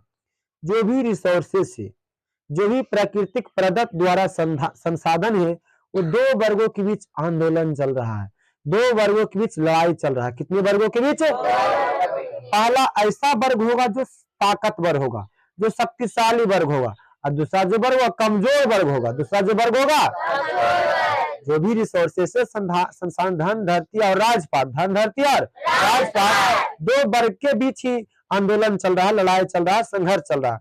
एक ऐसा वर्ग होगा जो शक्तिशाली होगा, ताकतवर होगा, और दूसरा होगा कमजोर वर्ग होगा। दूसरा कैसा वर्ग होगा? हाँ, यहाँ पर बोल रहे हैं, फिर से बोला, कार्ल मार्क्स के द्वारा इतिहास की भौतिकवादी व्याख्या प्रस्तुत की गई है। उसने कहा कि इतिहास उत्पादन के साधन पर नियंत्रण के लिए दो वर्गों के बीच चल रहे नियंत्रण संघर्ष की कहानी है। उसके अनुसार इतिहास की प्रत्येक घटना एवं परिवर्तन के मूल में आर्थिक शक्तियां हैं। उत्पादन प्रणाली के प्रत्येक परिवर्तन के साथ सामाजिक संगठन में भी परिवर्तन हुआ है। इतिहास के 5 चरण अब तक दृष्टिगोचर है और छठा चरण आने वाला है। छठा चरण इमेजिनेशन है, किसका? कार्ल मार्क्स का। पांचवा है जो 5 घटना हो चुका है, 5 घटना इतिहास में हो चुका है, छठा घटना आने वाला है। इमेज की है, इमेजिनेशन कौन की है? Karl Marx. यानी कि 5वां चरण अब तक दृष्टिगोचर से हो चुका है इतिहास में, और छठा चरण आने वाला है। इस प्रकार कार्ल मार्क्स के अनुसार निम्नलिखित 6 ऐतिहासिक चरण है। पूरा हिस्ट्री को अब तक जो हो चुका है 6 भागों में बांटे। कार्ल मार्क्स के अनुसार, कार्ल मार्क्स के अनुसार जो इतिहास में, वर्ल्ड में जो परिवर्तन हुआ, क्या हुआ है? 5 घटना हो चुका है, छठा घटना आने वाला है। किनके अनुसार? कार्ल मार्क्स के अनुसार। यानी कि जो भी परिवर्तन हुआ है वह उसे 5 वर्गों में बांट दिए। कितने वर्गों में? 5 फैक्ट है, 5 पॉइंट है जो जिसके कारण परिवर्तन हुआ, हिस्ट्री हमें चेंजेस दिखाई को पड़ा है। ये 5 कारण, कितना कारण? और छठा जो पॉइंट है आने वाला है। किसके अनुसार? कार्ल मार्क्स के अनुसार। किसके अनुसार? पहला हुआ आदिम साम्यवादी युग। पहला यानी आदिम युग था। कौन सा युग था? पहला कौन सा युग था? आदिम, जो जंगलों में रहता था, जिनका मुख्य उद्देश्य था खाना बदोश। कैसा उद्देश्य हुआ? खाना बदोश। पहला जो है हुआ आदिम साम्यवादी युग। आदिम साम्यवादी लोग, आदिम साम्यवादी युग। आदिम किनका स्टेटमेंट है? हाँ, आदिम, आदिम समझ ना, खाना बदोश, यानी जो जंगलों में रहते थे, जिनका मुख्य उद्देश्य था सिर्फ खाना, क्या हो रहा कुछ नहीं हो रहा कुछ मतलब नहीं, सिर्फ कैसे हमको खाना मिल जाए, उसे को क्या बोलेंगे? आदिम। आदिम जनजाति, आदिम जनजाति है ना, खाना बदोश इन्हें भी कह सकते हैं, यानी इसका मुख्य उद्देश्य था सिर्फ खाना पद। कोई क्या धन है, क्या धरती है, क्या जंगल, इससे हमें कोई लेना देना नहीं, हमें खाली क्या मिलना चाहिए? खाना। क्या मिलना चाहिए? भोजन, किसी भी प्रकार से भोजन। तो पहला आदिम साम्यवाद युग, पहला हुआ आदिम साम्यवाद युग, दूसरा हुआ दास्ता युग, कौन सा युग है? हाँ। इसके बाद आया दास्ता का युग, कौन सा युग हुआ? दास्ता, यानी हुआ अब आ गया, सब कुछ हो रहा है, अब दास बना के रखेंगे, समझ रहा ना? दास, दास्ता युग, दास बनाकर रखेंगे तो हमारे अंडर में रहेगा, काम करेगा, उसे क्या कहा गया? दास्ता युग। ऐसा युग हुआ। और तीसरा है सामंती युग, कौन सा युग हुआ? सामंती, नहीं कहते सामंती विचारधारा के एकदम नहीं, तो उसे बोलेंगे सामंती युग, कौन सा युग हुआ? उनका विचार ही अलग होगा, 10% लोग है ना, इसमें जितना भी आ जाए कौन सा परसेंट, मतलब 90% का एक सोच है, जिसमें 90%, बताइए 90% सही रहेगा कि 10%? तो जहां पर जिसका परसेंट ज्यादा है वह उसका मान होना चाहिए ना, लेकिन वह 10% कैसे विचार के हैं? सामंती। तो समझिए रहे कि किस प्रकार सोच होगा, तो उन्हीं को क्या बोलेंगे? सामंती युग, कल बताए थे ना, तो वही सब लोग को क्या बोलेंगे? सामंती लोग, समझ गए ना? नहीं कल बताए थे, हाँ समझिए, ऐसे करके समझिए, अब नहीं समझ रहे हैं जी, इतना भी नहीं समझ रहा है। 10% लोग किनको बोलेंगे? मुट्ठी भर लोग है लेकिन हम पर कब्जा किया हुआ, तो वही विचार को हम क्या बोलेंगे? सामंती। चलिए अगला हुआ चौथा है पूंजीवाद युग, कौन सा युग हुआ? पूंजीवाद युग, कौन सा युग? पूंजीवाद युग। अब ये तो पढ़ ही रहे हैं, वह जो श्रमिक वर्ग को लगातार क्या किया जा रहा है? शोषण किया जा रहा है, पूंजीवादी। अब वह पचमा जो आया समाजवादी, अब जो पढ़ ही रहे, कार्ल मार्क्स है, रॉबर्ट ओवन है, लुई वाला है, चार्ल्स फॉरियर है ना, ये सभी कैसा है? समाजवादी लोग, कैसा लोग है? समाजवादी। तो पचमा ये भी पढ़ ही रहे, समाजवादी लोग, कौन सा लोग हुआ? समाजवादी लोग, कौन सा लोग? समाजवादी लोग। और छठा जो आने वाला है साम्यवादी लोग, साम्यवादी युग, साम्यवादी युग, साम्यवादी युग। तो वह ये जो स्टेटमेंट था वो किनका स्टेटमेंट था? Karl Marx. ये अपने अनुसार युगों को बांटे, टाइम को बांटे, कौन? Karl Marx. पहला जो युग था आदिम साम्यवादी लोग, कैसा युग हुआ? आदिम। आदिम जनजाति वाला जनजाति लोग, इससे वो खाना बदों से संबंधित था, कोई लेना देना, धन धरती और राजपाट से इन्हें कोई लेना देना नहीं। दूसरा है दास्ता युग, कौन सा युग हुआ? दास्ता, को दास बना करके रखेंगे, उससे बोलेंगे दास्ता युग। तीसरा वो सामंती युग, उनका विचार ही अलग था, 90% से और 10% का जो विचार था, जो गुण था, वह बिल्कुल क्या था? अलग था। जैसे कल बताए थे ना, अपने आप को सर्वश्रेष्ठ मान रहे हैं, हम सबको नीच समझ रहे हैं, तो उसे बोलेंगे कौन सा लोग हुआ? सामंती। सामंती वाला लोग उसे युग बना दिए, कौन? Karl Marx. अब पचमा कौन है? पूंजीवादी लोग। समझिए यहाँ पर श्रमिक वर्ग को लगातार शोषण किया जाएगा, तो पूंजीवादी यहाँ पर समझिए करेंगे। और जो ये क्या है? समाजवादी लोग। और छठा कौन आएगा? साम्यवादी लोग। कौन सा लोग हुआ? साम्यवादी लोग। तो किनका था? कार्ल मार्क्स का। युग बांटे, अपने अनुसार युग बांटे, परीक्षा में नहीं पूछता है। आगे देखिए, अब देखो कार्ल मार्क्स का प्रथम अंतरराष्ट्रीय संघ बैठक बुलवाए, कौन? Karl Marx. उस बैठक में क्या निर्णय लिए? अब सुनिए, देखो, वह समाजवादी आंदोलन के इतिहास की एक अत्यंत महत्वपूर्ण घटना थी 1864 में। कब हुआ? चलिए, अब जैसे ही बोल रहे हैं 1864, तो बताइए कौन शताब्दी में पहले आएगा? 1864 बोल रहे हैं, तो बताइए 19वीं शताब्दी के पूर्वार्ध की उत्तरार्ध, क्योंकि 50 से प्लस है, जब 50 से प्लस है तो 19वीं शताब्दी के क्या बोलेंगे? उत्तरार्ध। बताइए इसे 19वीं शताब्दी के क्या बोलेंगे? 19वीं शताब्दी के क्या बोलेंगे? उत्तरार्ध। 19वीं शताब्दी के क्या बोलेंगे? उत्तरार्ध। 19वीं शताब्दी क्या बोलेंगे? उत्तरार्ध। समझ गया ना? देखो, हाँ परीक्षा में पूछता है, प्रथम अंतरराष्ट्रीय संघ की स्थापना कब हुआ? 1864 ईस्वी में। 1800 परीक्षा में पूछेगा, प्रथम अंतरराष्ट्रीय प्रथम अंतरराष्ट्रीय संघ की स्थापना, प्रथम अंतरराष्ट्रीय प्रथम अंतर्राष्ट्रीय प्रथम अंतर्राष्ट्रीय प्रथम अंतर्राष्ट्रीय प्रथम अंतर्राष्ट्रीय संघ की स्थापना। संघ की स्थापना कब हुआ? 1864 ईस्वी में। 1864 ईस्वी में याद है व्यक्ति में। प्रथम अंतर्राष्ट्रीय संघ की स्थापना कब हुआ? 1864 ईस्वी में हुआ। फर्स्ट इंटरनेशनल की स्थापना। इस संघ की स्थापना का श्रेय कार्ल मार्क्स को कहा जाता है। किसको कहा जाता है? अपने उद्घाटन भाषण में, देखो भाषण में कार्ल मार्क्स ने मजदूरों किसको हुआ? क्या संदेश दिया, क्या नया आह्वान दिया? कौन? Karl Marx. कब बैठक हुआ? इसका प्रमुख रूप से अध्यक्षता कौन कर रहे थे? Karl Marx. कौन कर रहे थे? Karl Marx. उन्होंने कहा इस संघ का जो स्थापना का श्रेय कार्ल मार्क्स को है। अपने उद्घाटन भाषण में मार्क्स ने मजदूरों को महत्वपूर्ण बात समझाने की चेष्टा की और कहा कि वे अपनी मुक्ति स्वयं बन सकते हैं। समझ गया ना? अब देखो ये जो यूटोपियन समाजवादी लोग थे वो सिर्फ भौतिक भाषण कह रहे थे, लेकिन वहां पर आंदोलन नहीं कर सकते। लेकिन यहाँ पर कार्ल मार्क्स का स्टेटमेंट है कि वो अपने जो बंधे हुए बेड़िया है, बंधे हुए जंजीर है, जो वो आप खुद खोल सकते हैं, कोई खोलने वाला नहीं है। यानी बगैर संघर्ष नहीं होगा, बगैर आंदोलन नहीं होगा, बगैर संगठनात्मक रूप नहीं लेंगे, तब तक वह आपका बेड़िया बंधा हुआ रहेगा, आपका हाथ क्या रहेगा? बंधा हुआ रहेगा। ये कौन बोल रहे हैं? यानी इसके लिए आपको आंदोलन करना पड़ेगा। क्या करना पड़ेगा? आंदोलन। कब बैठक हुआ? 1864 में। इनकी अध्यक्षता कौन कर रहे थे? Karl Marx. देखो तो वे बोले वे अपनी मुक्ति स्वयं ही और अपने प्रयत्न यानी प्रयासों द्वारा ही प्राप्त कर सकते हैं, जब तक कि उत्पादन के साधनों पर स्वामित्व मतलब पर्सनली व्यक्तिगत हाथों में रहेगा। पर्सनल एक व्यक्ति, पर्सनल के बाद संसाधन रहेगा, रिसोर्सेज रहेगा, तब तक मशीनों का सुधार, उद्योगों में विज्ञान का प्रयोग, उत्पादन कला में किसी भी सुधार से श्रमिकों की स्थिति में कोई सुधार नहीं हो सकता है। यानी पर्सनली संसाधन रिसोर्सेज किसी एक व्यक्ति के पास रहेगा, तब तक वह जनतंत्रात्मक यानी कि जो मतलब क्या है, जनतंत्रात्मक मतलब जो सुधार है वो नहीं हो सकता, है। कार्ल मार्क्स का स्टेटमेंट है।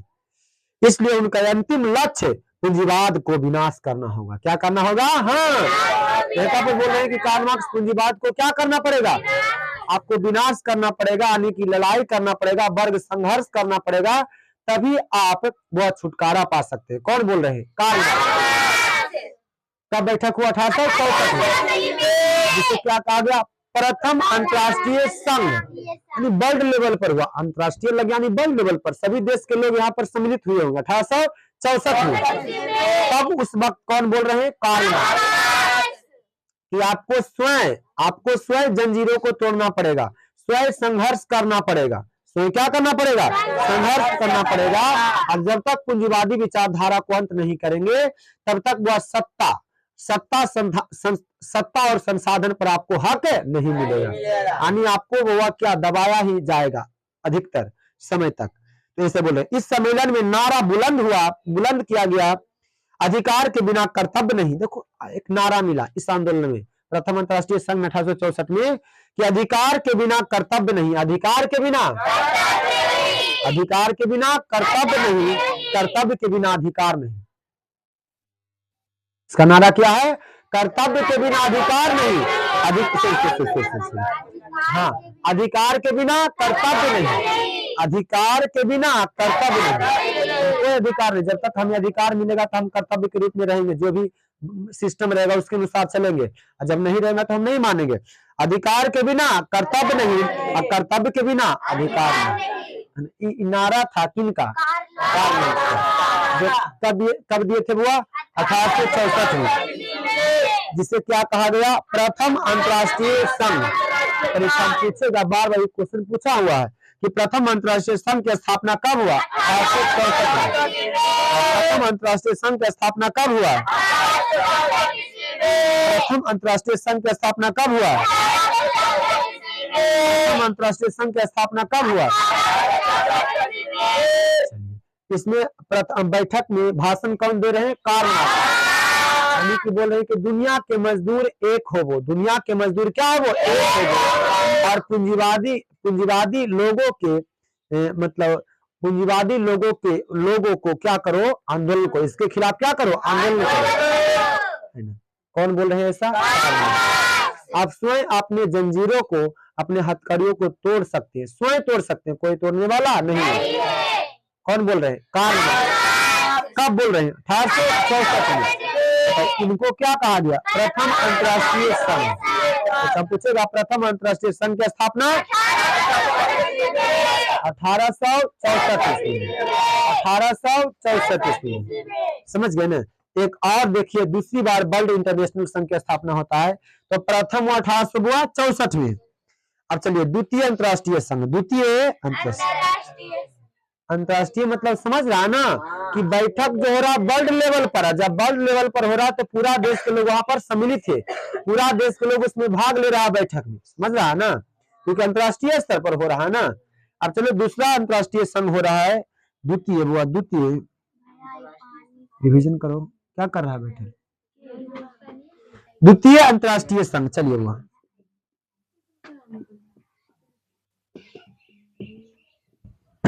द्वितीय अंतर्राष्ट्रीय संघ, द्वितीय अंतर्राष्ट्रीय संघ। देखो वो सेकेंड इंटरनेशनल है। विभिन्न देशों के समाजवादी दलों को एक अंतर्राष्ट्रीय संगठन के तहत सूत्रबद्ध किया। जितना भी विभिन्न बहुत सारे देशों के लोग थे, जितना भी समाजवादी विचारधारा के लोग थे, द्वितीय इंटरनेशनल संघ में क्या किया गया, उन्हें एक कर दिया गया। क्या किया गया? एक किया गया।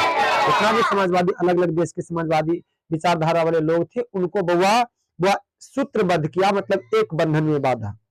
सूत्रबद्ध करने के लिए 14 जुलाई 1889 में, 14 जुलाई, जो भी बात बोल रहे, जो भी लगे कि हाँ वहां पर अंडरलाइन करते चलना है, वो 14 जुलाई 1889 ईस्वी को पेरिस में, पेरिस की राजधानी, राजधानी है किसका? फ्रांस का। वह 14 जुलाई 1889 ईस्वी को पेरिस में एक सम्मेलन हुआ, जिसमें 20 देशों के लोग भाग लिए। कितना देशों के लोग हुआ? हाँ। तो परीक्षा में पूछेगा द्वितीय अंतर्राष्ट्रीय संघ में कितना देश के लोग भाग लिए थे? 20 लोग। लगभग कितना प्रतिनिधि था? 400 प्रतिनिधि, यानी 400 लोग बैठक में भाग लिए थे। कितना लोग हुआ? 400 लोग ने भाग लिया। वह इसे द्वितीय अंतर्राष्ट्रीय संघ के नाम से जाना जाता है। इस संघ की स्थापना मार्क्सवादी समाजवाद के तेजी से फैलाने का घोतक था। यानी वह जो सेकेंड इंटरनेशनल संघ हुआ, जिनका मुख्य उद्देश्य था समाजवादी विचारधारा को वर्ल्ड लेवल पर क्या करना? प्रचार प्रसार करना, फैलाना। क्या करना? समाजवादी विचारधारा क्या करना? फैलाना। बताइए, सेकेंडरी इंटरनेशनल का ये उद्देश्य था, है ना। द्वितीय अंतर्राष्ट्रीय संघ का क्या था? उद्देश्य था। चलो, इस सम्मेलन में यह निर्णय लिया गया, देखिए, कि वो प्रत्येक वर्ष 1 मई को मजदूर दिवस मनाया जाता। देखिए, है ना, जो हम सभी प्रत्येक वर्ष जो 1 मई को, कोई मई को हुआ 1 मई को, तो सिर्फ इंडिया में नहीं मनाया जाता बल्कि पूरा वर्ल्ड में। तो वह 1 मई को, कई मई को हुआ? हाँ। तो परीक्षा में पूछेगा अंतर्राष्ट्रीय मजदूर दिवस, अंतर्राष्ट्रीय मजदूर दिवस कौन अंतर्राष्ट्रीय संघ में निर्णय लिया गया कि मनाया जाएगा प्रत्येक वर्ष 1 मई को? हाँ, क्योंकि यहाँ पर प्रथम भी हुआ, द्वितीय भी हुआ ना। तो बताइए, द्वितीय अंतर्राष्ट्रीय संघ में यह निर्णय लिया गया कि प्रत्येक वर्ष 1 मई को अंतर्राष्ट्रीय मजदूर दिवस मनाया जाएगा, क्योंकि यहाँ पर मजदूरों के खिलाफ क्या हो रहा है जान ही रहा है ना, है ना। तो वहां तो 1 मई को कौन सा दिवस मनाया जाता? अंतर्राष्ट्रीय मजदूर दिवस, अंतर्राष्ट्रीय मजदूर वर्ग की एकता दिवस के रूप में मनाया जाएगा। मजदूरों के लिए 8 घंटे का कार्य दिवस की मांग, जो 12 घंटा काम करवाता था, 20 घंटा काम करवाता था, अब कितना घंटा? 8 घंटा। कितना घंटा काम किया गया? 8 घंटा। कितना घंटा? हाँ,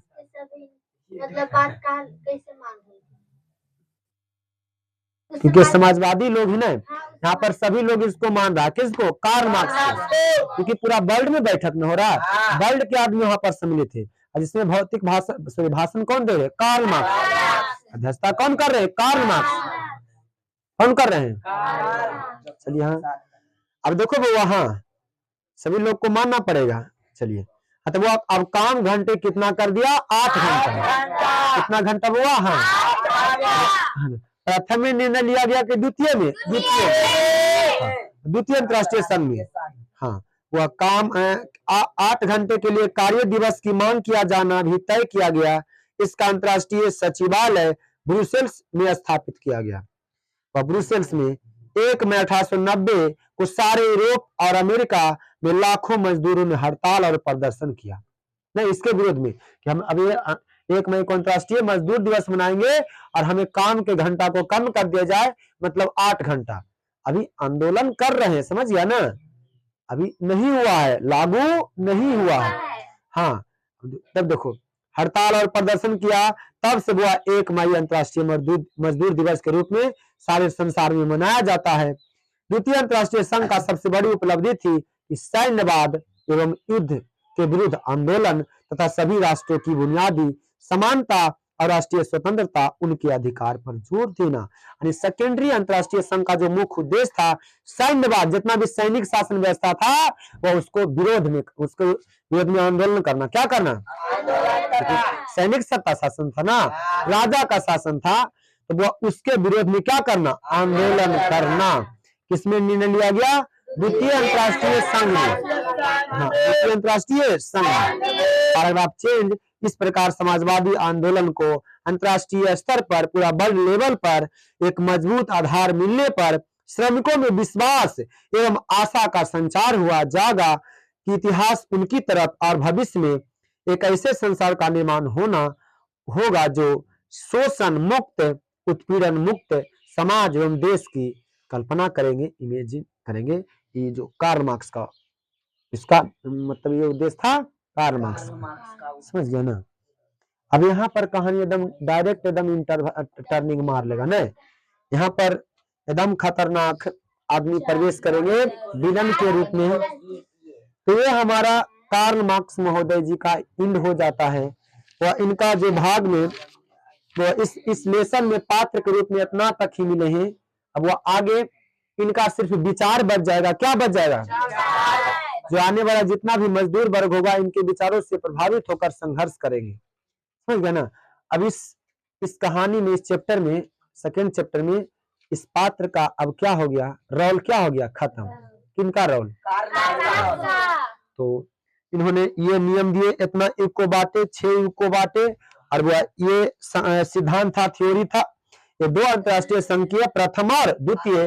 प्रथम जो था 1864 में, द्वितीय वो 20 देश के लोग 20 देश के लोग क्या किए? शामिल हुए, लगभग 400 प्रतिनिधि। कितना प्रतिनिधि? और इसमें निर्णय लिया गया कि प्रत्येक वर्ष 1 मई को क्या मनाया जाएगा? अंतर्राष्ट्रीय महिला दिवस। और काम घंटा जहां 12 हो रहा था, जहां 20 हो रहा था, वहां पर अब 8 घंटा काम किया जाएगा। कितना घंटा हुआ? हाँ, तो ये हमारे कार्ल मार्क्स महोदय जी थे। अब इनका रोल खत्म होता है। अब यहाँ पर एक धमाकेदार एंट्री के साथ विलन का रोल होगा। उस विलन का नाम है जार निकोलस द्वितीय। जार निकोलस विलन का नाम क्या है? जार निकोलस द्वितीय। अभी घटना हम बताएं भी। एक देश पर्सनली, एक देश कौन है? रूस। कौन सा देश? रूस। अभी तक हमने फ्रांस के बारे में जाना, फर्स्ट में इटली के बारे में, जर्मनी के बारे में, यूनान के बारे में, पोलैंड के बारे में, बोहेमिया के बारे में भी पढ़े थोड़ा, है ना? अब यहाँ पर पढ़ेंगे बउआ, है ना, किसके बारे में? रूस देश के बारे में। अब यहाँ पर अभी सत्ता जो चल रहा है, जार का सत्ता है। जार भी बउआ एक निरंकुश एवं प्रतिक्रियावादी शासक है, जो बउआ वहां के जनता को त्रस्त किया हुआ है, परेशान किया हुआ है, समझ गया ना? कौन? जार निकोलस द्वितीय। चलिए, इससे पहले मुझे लगता है एक टेस्ट ले लिया जाए। क्या लिया जाए? चलिए टेस्ट दीजिए। तो टेस्ट 10 अंक दीजिए। चलिए पहला क्वेश्चन, प्रथम अंतर्राष्ट्रीय संघ की स्थापना किस वर्ष हुआ? 1864 ईस्वी में। प्रथम अंतर्राष्ट्रीय संघ की स्थापना कब हुआ? 1864 ईस्वी में। वह दूसरा क्वेश्चन, कार्ल मार्क्स के पिताजी पेशे से क्या थे? कार्ल मार्क्स के पिताजी पेशे से क्या थे? कार्ल मार्क्स के पिता पेशे से क्या थे?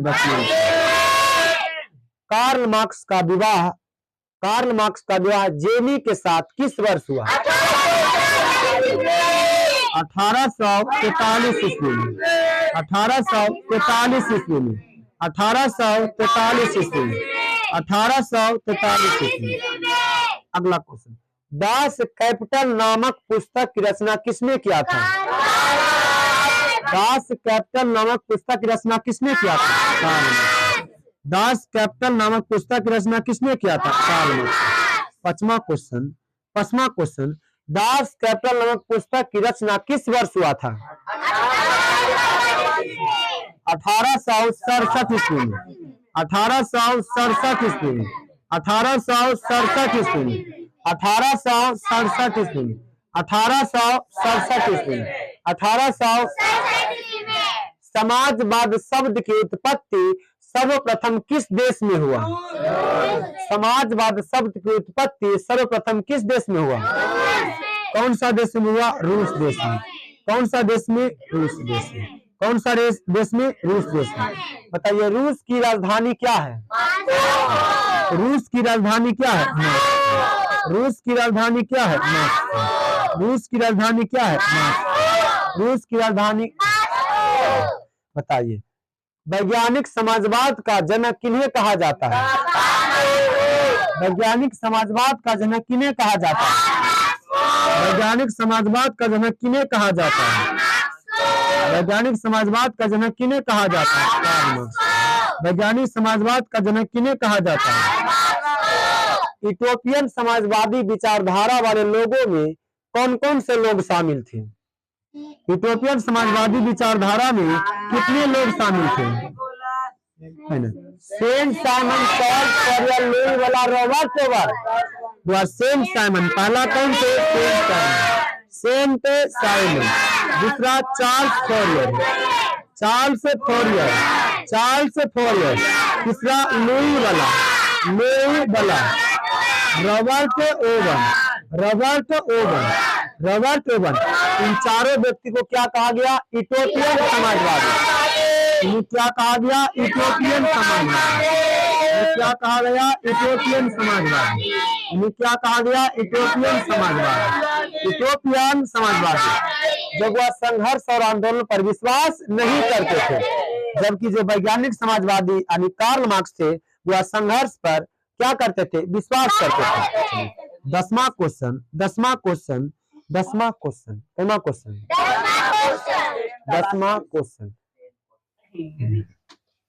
बताइए इतिहास का जनक किन्हें कहा जाता है? इतिहास का जनक किन्हें कहा जाता है? हेरोडोटस। किसको 10 में 10 आया? 8 है।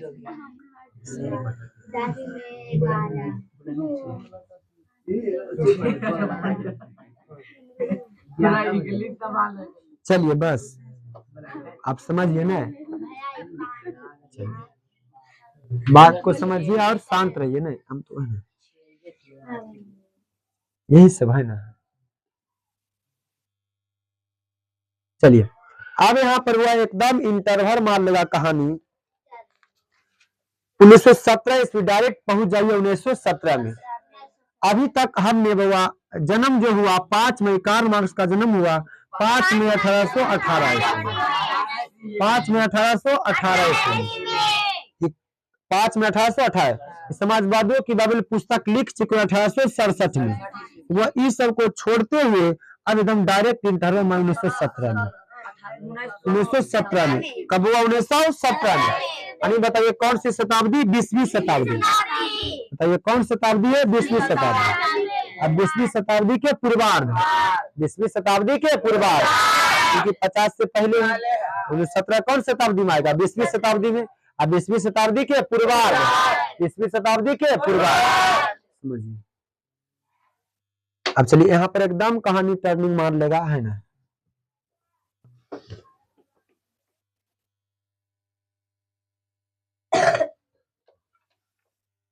चलिए आ जाइए। वो परीक्षा में यहाँ से पूछेगा बोल्शेविक क्रांति से आप क्या समझते हैं? बोल्शेविक क्रांति से आप चलिए, या पूछेगा बोल्शेविक क्रांति के परिणामों को वर्णन करें, या बोल्शेविक क्रांति के क्या कारण थे? बोल्शेविक क्रांति के तो चलिए, क्रांति हुआ बोल्शेविक क्रांति, कौन सी क्रांति हुआ? बोल्शेविक क्रांति। कौन सी क्रांति? अभी तक हम पढ़े फ्रांस की क्रांति, इटली की क्रांति, जर्मनी की क्रांति और यूनान की क्रांति। मुख्य रूप से फर्स्ट चैप्टर में चारों पढ़े। अब पढ़ेंगे वो बोल्शेविक क्रांति यानी रूस की क्रांति। कहाँ की क्रांति? हाँ, है ना। विश्व का सबसे बड़ा देश क्षेत्रफल की दृष्टि से कौन है? रूस। रूस की राजधानी मॉस्को। रूस की राजधानी मॉस्को। रूस के, चलिए अब यहाँ पर एकदम आराम समझो, एक भी ऑब्जेक्टिव नहीं छूटे। देखो स्वयं दे रहा है 20वीं शताब्दी, समझ ही रहा है। अब जैसे बोल रहा है वो 20वीं शताब्दी, कौन शताब्दी? हाँ, शताब्दी। अब जैसे बोल रहा है 20वीं शताब्दी, तो हमारे वो ब्रेन में आना चाहिए कि 1800 से लेकर के 1899 तक के समय को कौन सी शताब्दी बोलेंगे? सॉरी, 1900 से लेकर, कितना से लेकर 1900 से लेकर के 1999 तक के काल को कौन सी शताब्दी बोलेंगे? 20वीं शताब्दी। कौन शताब्दी बोलेंगे? 20वीं शताब्दी। अब देखिए,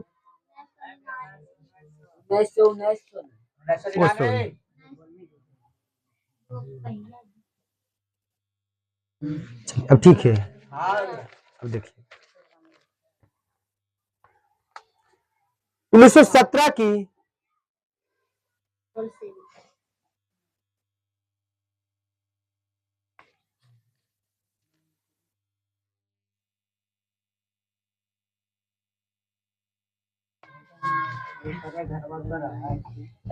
अच्छा, चलिए ठीक है। तो 1917 की बोल्शेविक क्रांति से आप क्या समझते हैं? यह पूछेगा।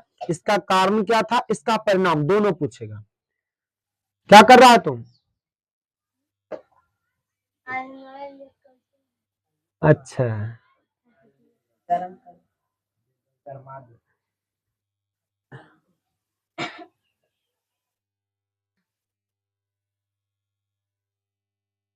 नहीं आया है तो क्या करें ना।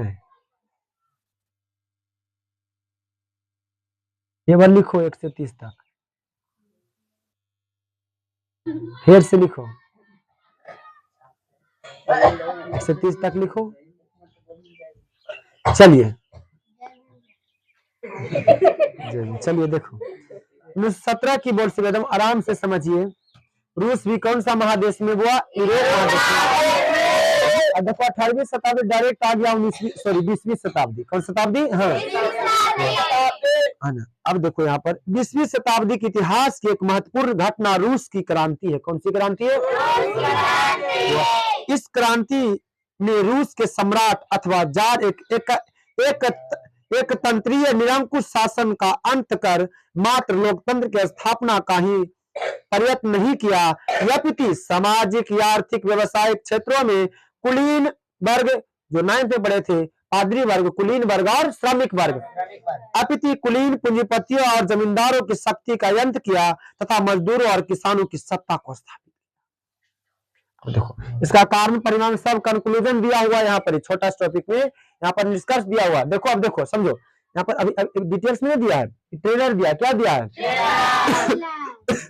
बोल्शेविक क्रांति ने किया बोल्शेविक क्रांति ने किया वो पूरा रूस महादेश के जार निकोलस द्वितीय का जो शासन था, प्रभाव था, उसका अंत किया और उसके जगह पर वह लोकतंत्र की सत्ता क्या किया? स्थापित किया। अब देखेंगे, है ना, रूस यहाँ पर जो दबदबा है जार निकोलस द्वितीय, रूस के राजा को जार कहा जाता। क्या कहा जाता है? जार की पत्नी जरीना है। जार की पत्नी कौन है? जरीना। जबकि कार्ल मार्क्स की पत्नी जेनी। कार्ल मार्क्स की पत्नी कौन है? जेनी। जार निकोलस द्वितीय की पत्नी जरीना। हाँ, जरीना।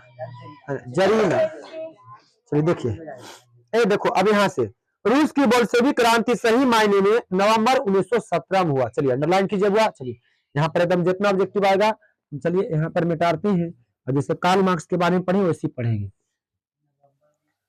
चलिए कौन सा देश है वो? रूस। कौन सा देश है? चलिए चलिए हुआ है ना। रूस की क्रांति सही मायने में कब हुआ? नवंबर 1917 ईस्वी में। हाँ बताइए, नवंबर 1917 ईस्वी में।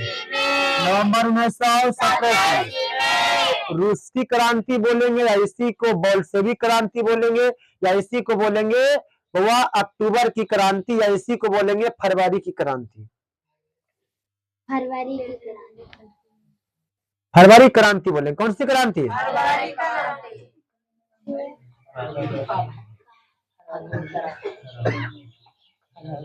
नहीं से अक्टूबर क्रांति, फरवरी अक्टूबर क्रांति। कौन सी क्रांति?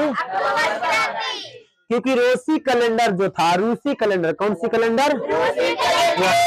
22 दिन पीछे था। 22 दिन क्या था? इसलिए नवंबर और कौन सी अक्टूबर, रिवर्स मार के बोलेंगे इसे अक्टूबर की क्रांति या नवंबर की क्रांति।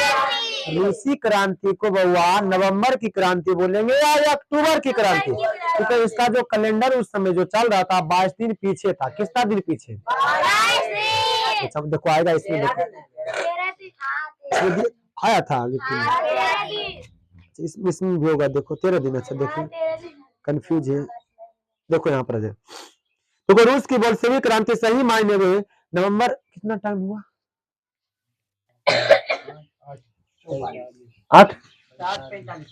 7:45।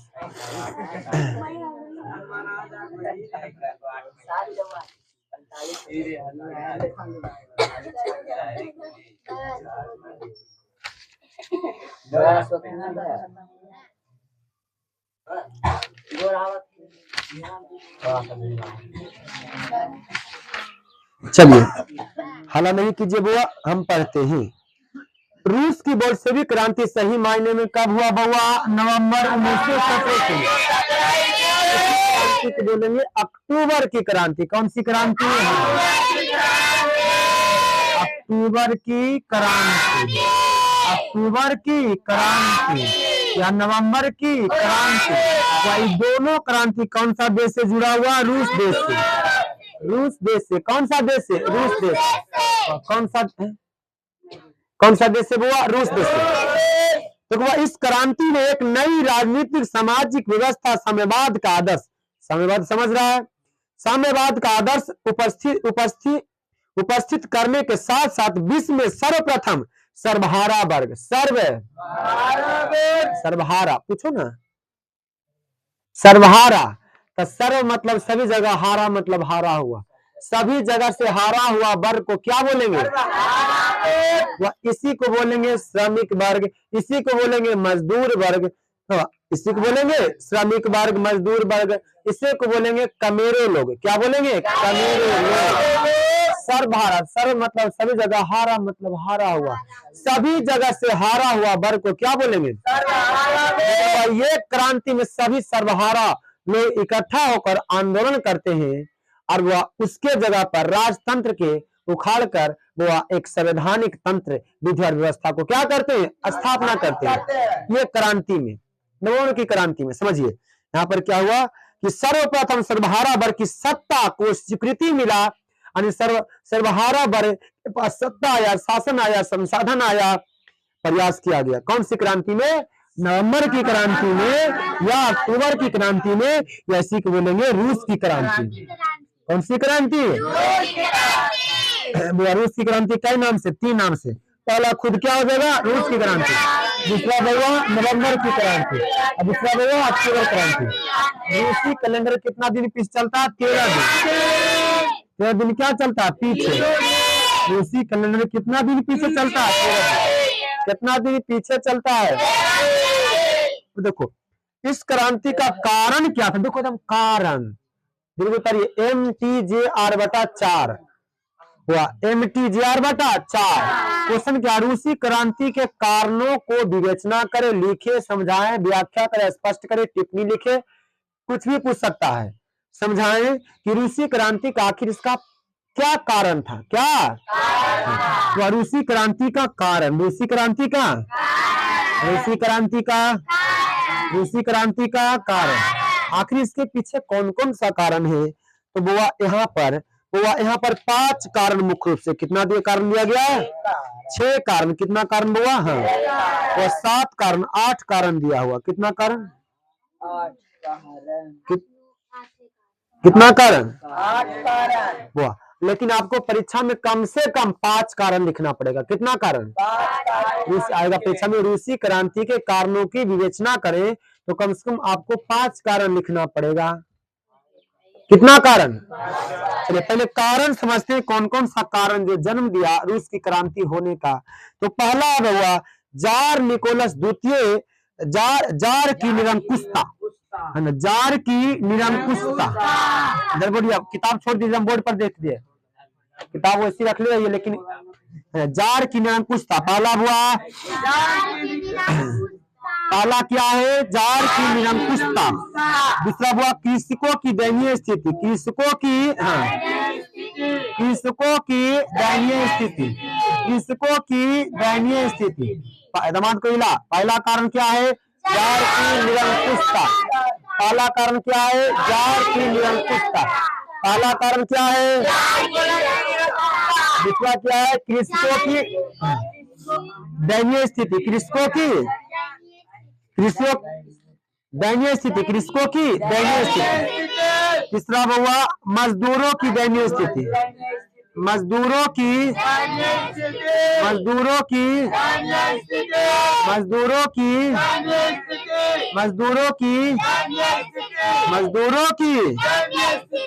चौथा हुआ औद्योगिक की समस्या, औद्योगिक की समस्या।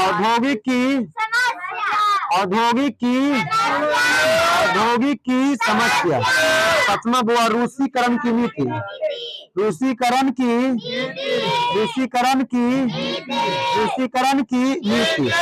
छठा हुआ विदेशी घटनाओं का प्रभाव, विदेशी घटनाओं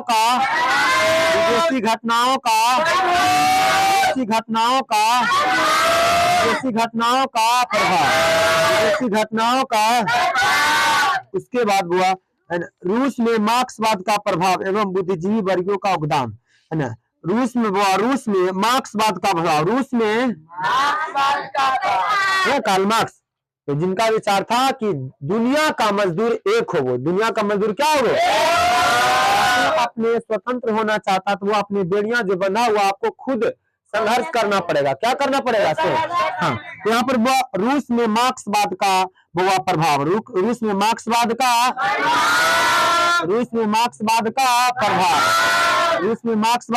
प्रभाव। अब वह 8वां जो कारण होगा तत्कालीन प्रथम विश्व युद्ध में रूस की पराजय, तत्कालीन प्रथम विश्व युद्ध में रूस की पराजय,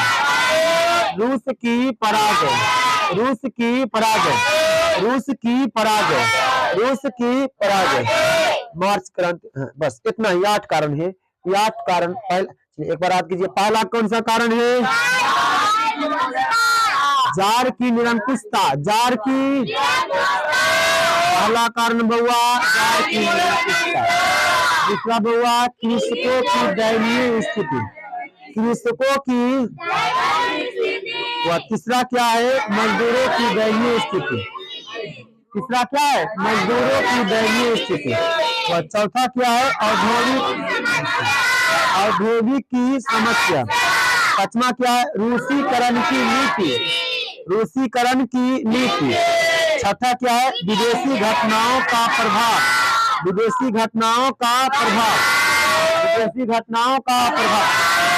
सतमा हुआ रूस में मार्क्सवाद का प्रभाव। छठा कारण क्या है? तत्कालीन प्रथम विश्व युद्ध में रूस की पराजय। 6 8 कारण है जो वह रूस में राजतंत्र के जो नींव था उसको उखाड़ कर फेंक डाला। तो ये वाली अब हम अगली वाली क्लास में पढ़ेंगे। आज भर की कथा को विराम देते हैं, ठीक है।